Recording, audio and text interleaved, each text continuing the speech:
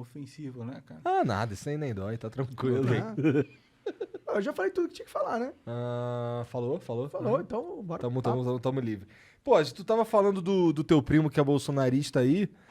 E, porra, o bolsonarismo tá uma religião fodida, não tá, cara? Isso porque, assim, não tem mais ligação nenhuma com a realidade, as paradas. Uma das grandes...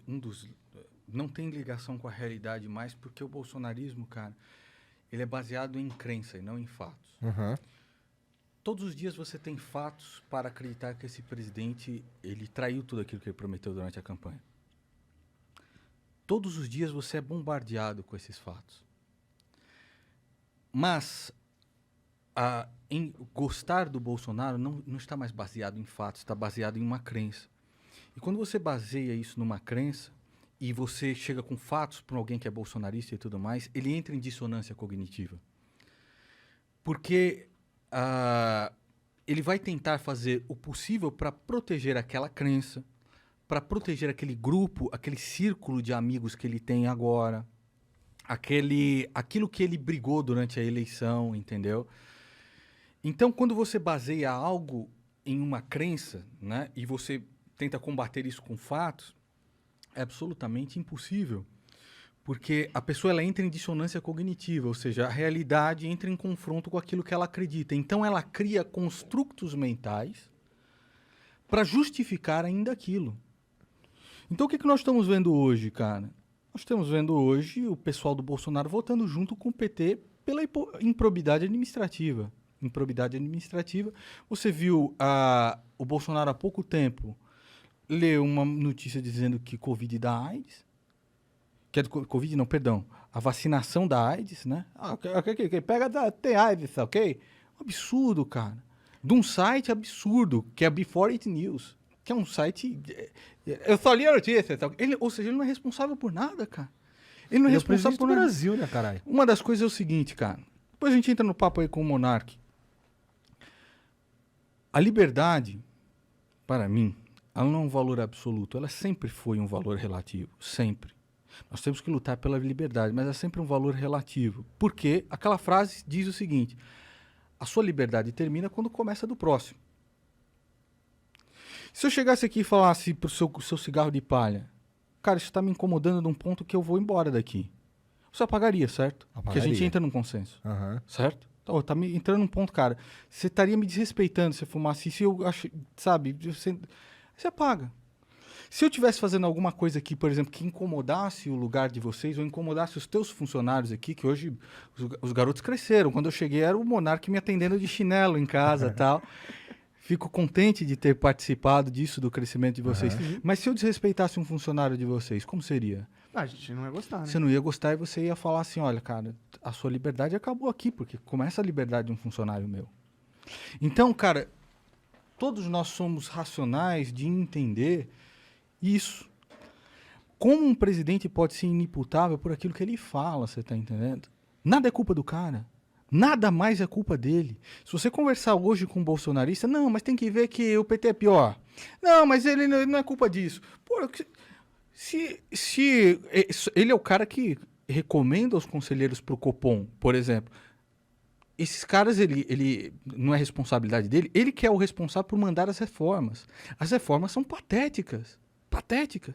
Ele não é responsável por nada. Ele não é responsável por falar uma asneira e a Bolsa no dia seguinte perder 200 bilhões em valor de mercado. Então ele é responsável pelo quê? Nós somos racionais em compreender, cara, que uma pessoa a qual foi dada tanto poder também foi dada grandes responsabilidades. É do Homem-Aranha, cara. Não é muito longe disso. Uma criança de 7 anos que assistiu ao Homem-Aranha sabe. Então nós temos que ter responsabilidade pelas coisas, você tá entendendo? Por todas as coisas, cara.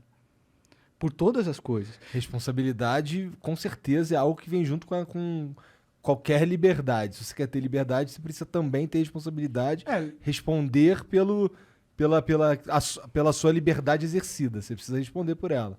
Correto? Né? Então, assim, isso para todas as coisas. Você tem que sempre saber que você está à mercê de pagar o pato. Por exemplo, quando eu e o Kleber fizemos a animação do Felipe Neto com o Papai Noel, que é Malacói, o garoto espertinho, essa animação é maravilhosa, né? Então, quando a gente fez essa animação, eu sabia que eu corria um risco.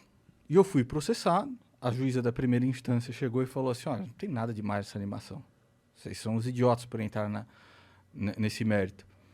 E aí o Felipe Neto recorreu e na segunda turma 2 juízes falaram, não, ele foi ofendido na sua honra. Né? Tem um vídeo no canal falando disso daí, é muito engraçado. E um dos juízes divergiu. Vale, os 2 desembargadores ali, e eu fui condenado a pagar por danos psicológicos ao Felipe Neto, acho que é 20 mil, ou 30 mil, ou qualquer coisa do tipo. A justiça do Rio de Janeiro. Eu não acredito que a justiça foi feita. Mas nós vivemos em uma sociedade onde algumas coisas você tem que respeitar. Uma decisão judicial, por mais que seja no estado como o Rio de Janeiro e eu não concorde com essa decisão judicial, você tem que respeitar. Então eu falei, calma, espertinha. Ah, mas que delícia, você vai ter que me pagar os 20 mil xiinhos. Eu não acredito, mas me pague... Ele no Twitter. Mas me pague cada centavo. Eu falei, meu irmão, fique tranquilo aí, eu vou pagar. Eu nunca devi R$1 na minha vida, não. Eu pago, né? Mas que foi maravilhoso, aquela animação do Papai Noel, aquilo foi uma obra de arte. Mas, Nando, você não acha um pouco preocupante? Tipo, eu entendo que tá na lei, claro, o crime contra a honra. Mas, por exemplo, essa lei eu acho um pouco preocupante. Eu acho também. A honra não é algo completamente subjetivo? Eu acho também, cara, mas é por isso que você tem um sistema legal. Aqui em São Paulo, né?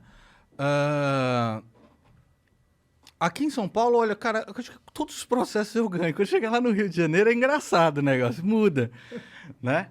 Lá eu perdi o do Jean Willis, do Tico Santa Cruz e do Felipe Neto. Engraçado, a justiça do Rio de Janeiro é sempre um exemplo para a nação.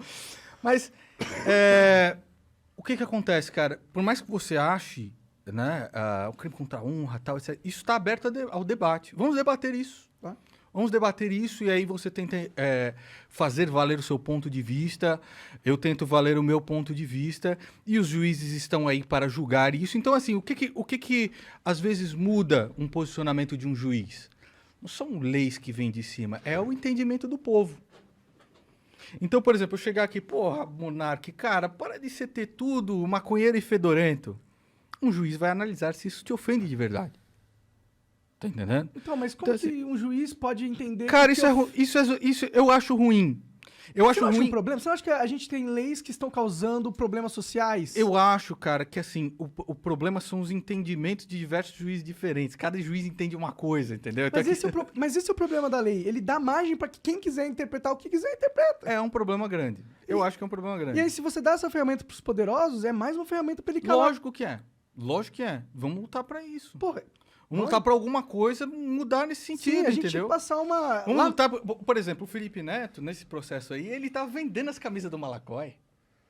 Ele, com as camisas do Malacói, compra a camisa do Malacói na minha laxinha. Eu falei, meu irmão, o cara está vendendo a camisa e está te dizendo ofendido e eu vou ter que pagar 20, 30 mil reais pro cara. O cara tá vendendo a camisa do Malacói, que eu tirei o barato.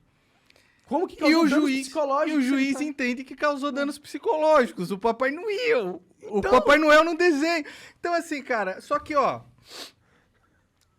Se a gente vive nesse mundo aqui, a gente tem que conviver com as injustiças, certo? Ah, sim. Então é isso, cara. Dá risada e tenta lutar para que alguma coisa mude. Sim, com certeza.